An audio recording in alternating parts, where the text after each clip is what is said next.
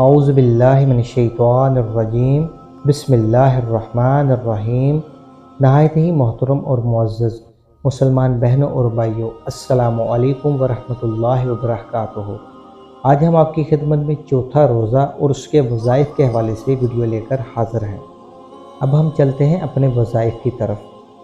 بعد نماز فجر سورہ فاتحہ 60 مرتبہ پڑھیں۔ بعد نماز فجر سورہ فاتحہ 60 مرتبہ پڑھیں۔ بعد نماز ظہر یا حی یا قیوم 133 مرتبہ پڑھیں۔ بعد نماز ظہر یا حی یا قیوم 133 مرتبہ پڑھیں۔ بعد نماز عصر دعائے جمیلہ 3 مرتبہ پڑھیں۔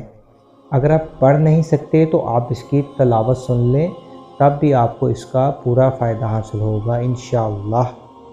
بعد نماز مغرب سورہ التین 11 مرتبہ پڑھیں۔ ہم دوبارہ دہراتے ہیں، بعد نماز مغرب سورہ التین 11 مرتبہ پڑھیں۔ بعد نماز عشاء سورہ مزمل 3 مرتبہ پڑھیں۔ بعد نماز عشاء سورہ مزمل 3 مرتبہ پڑھیں۔ اس سے انشاءاللہ آپ کو بہت فائدہ حاصل ہوگا اور آپ کی تمام پریشانیاں دور ہو جائیں گی۔